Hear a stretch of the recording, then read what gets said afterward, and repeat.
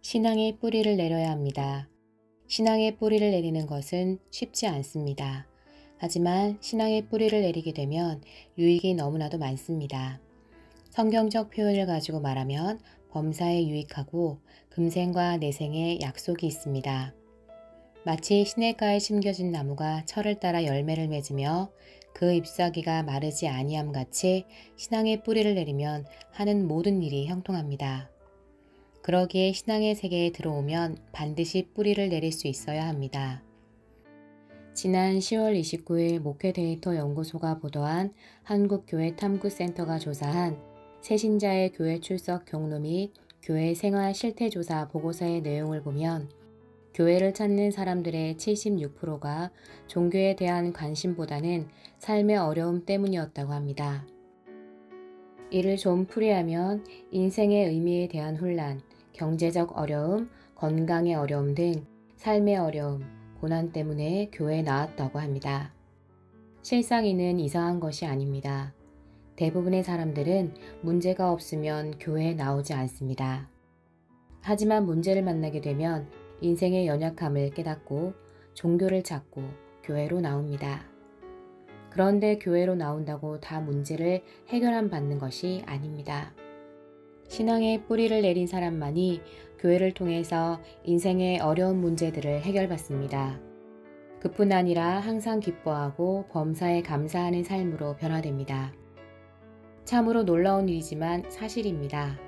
왜냐하면 교회의 주인 되시는 예수님은 살아계신 하나님으로서 수고하고 무거운 짐진 자 모두에게 안식을 주실 수 있는 분이시기에 그렇습니다. 아울러 인생 사는 동안에 함께 동행하여 주심으로 천국까지의 여정을 인도하시기에 그렇습니다.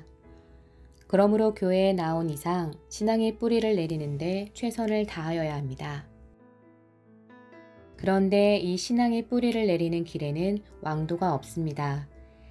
매사에 성실하게 땀을 흘리고 수고할 때 그 열매가 있듯이 신앙의 세계에도 마찬가지입니다. 무엇보다도 신앙의 뿌리를 내리기 위해서는 교회 생활을 잘 해야 합니다. 교회 중심의 삶을 살아야 합니다. 그렇다고 해서 가정생활, 직장생활, 사회생활을 등한시하라는 말이 아닙니다. 오히려 교회를 우선순위로 해서 가정생활, 직장생활, 사회생활을 하라는 것입니다. 실상 그렇게 하면 가정생활에도 행복하고 직장생활도 보람이 있으며 사회생활도 즐겁습니다. 하지만 이 우선순위가 무너지거나 바뀌게 되면 모든 생활이 불균형하게 됩니다. 때로 한쪽 생활에 기울어져서 다른 생활들이 어려움을 겪든지 아니면 모든 생활들이 뒤죽박죽하게 됩니다.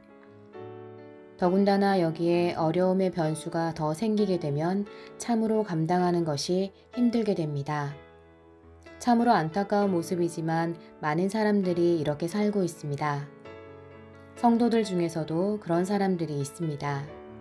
그 이유는 앞에서 말씀드린 바와 같이 신앙의 뿌리를 내리지 못했기 때문입니다. 아니, 신앙의 뿌리를 내리는 일에 최선을 다하지 않았기 때문입니다. 그렇다고 해서 결코 늦은 것은 아닙니다. 지금이라도 교회 중심의 삶으로 돌아서고 이를 우선해서 살게 되면 신앙의 뿌리를 내릴 수 있습니다. 아울러 신앙의 뿌리를 내리면 내릴수록 성삼위 하나님께서 베푸시는 은혜와 평강 가운데 하나님 나라의 백성으로 구별되고 거룩하게 살아갈 수 있습니다. 모쪼록 우리 모두 교회 중심의 삶을 통하여 신앙의 뿌리를 깊이 내리는 가운데 그 어떤 상황 속에서도 흔들리지 않는 신앙의 사람이 되고 소금과 빛의 역할을 감당하며 살았으면 합니다. 오늘 하루도 복된 주일이 되기를 빌며 주 안에서 샬롬을 전합니다.